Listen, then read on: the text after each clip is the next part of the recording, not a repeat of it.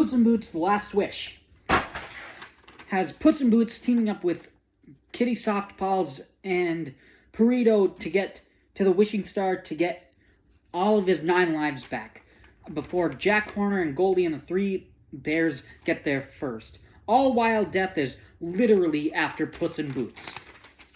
So the positives on this movie are the animation is the best in the franchise. It almost looks like a comic book, and it just looks so cool.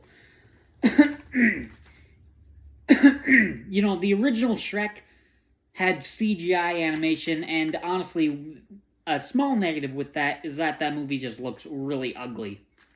It got slowly better with every movie. Shrek 2 looked a little bit better, but I think it still looked ugly.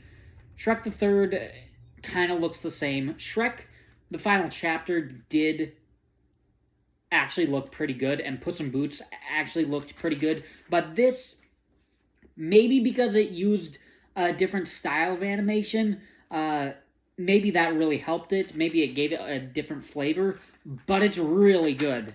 So I like that. The movie might actually be the funniest Shrek movie.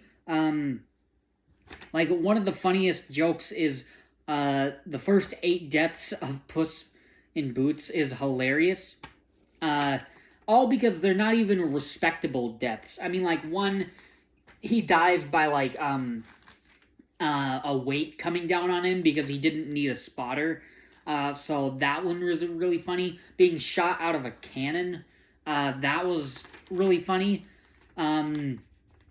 He dies because he had like 4 aces and like another ace in his hat or something, and he dies by the dogs at the poker table. So that was really funny. So he's dying in just these idiotic ways. So I really enjoyed that. That was one of the funniest jokes in the movie.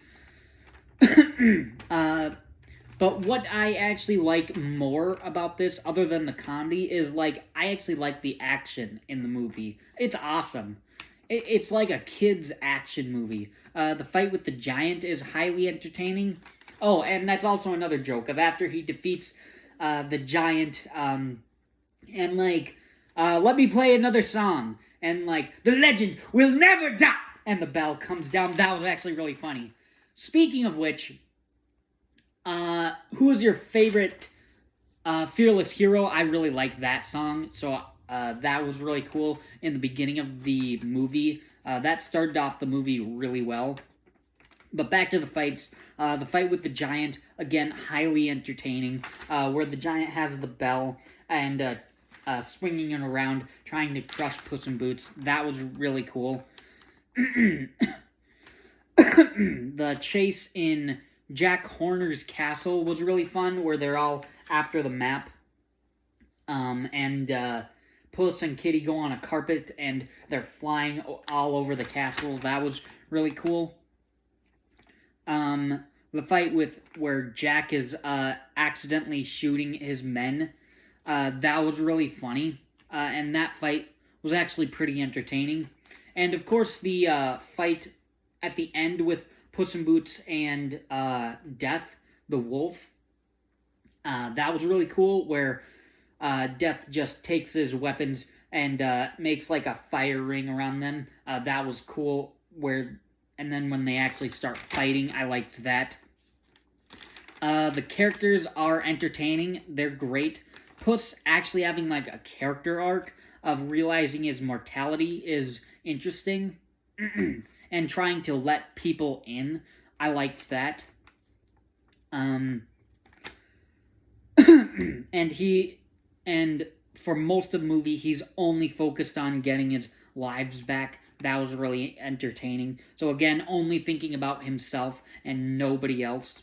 Burrito, comic relief, I think he's pretty funny.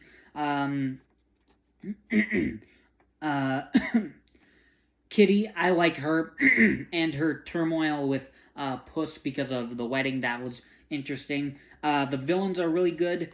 Goldie is the sympathetic, redeemable villain looking for a family, so she's entertaining. Jack Horner is the funny villain. He gets some of like the best lines, especially paired off with the Jimmy Stewart voiced Conscious, and that just makes it better. I mean, like, one of the best jokes is when he has Burrito and he takes out the unicorn horn shooter, and his Conscious just says, "You're not gonna shoot a puppy, are you?" And he just says, "Yeah, in the face. Why?" That was hilarious. That is one of the best lines in the movie, so I really like that. Just like, he doesn't even think about it. He's just like, yeah, I'm gonna do this. Why? But that was just hilarious. And then of course you have the last villain. You have the wolf, where he's the symbolic villain. He's a very tense villain. He tries to take Puss's last life, and it actually makes sense why he wants to take Puss's last life, and it actually kind of makes Puss value his life. So the motive is why he's taking Puss's last life is Puss has been frivolous with all of his other lives, like he died from falling off a building because he was intoxicated, and another one was like the last one being crushed by a bell.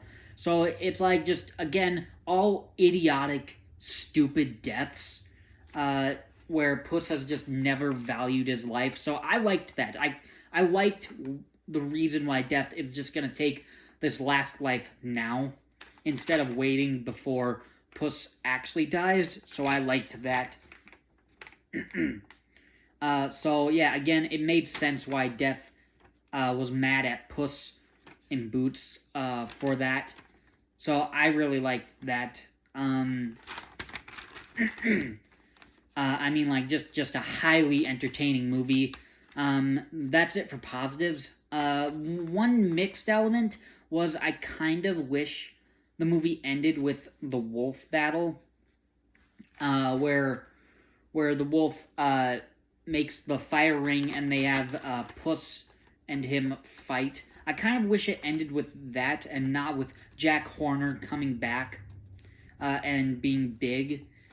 That, like, it almost felt like a natural conclusion after the wolf battle. However, I do like Jack Horner as a character, and he's still entertaining in that last 5 minutes of screen time, so not a big deal. And now, onto the negatives. I only have one. The one negative is, I wonder how Kitty found out that Puss didn't show up to their wedding,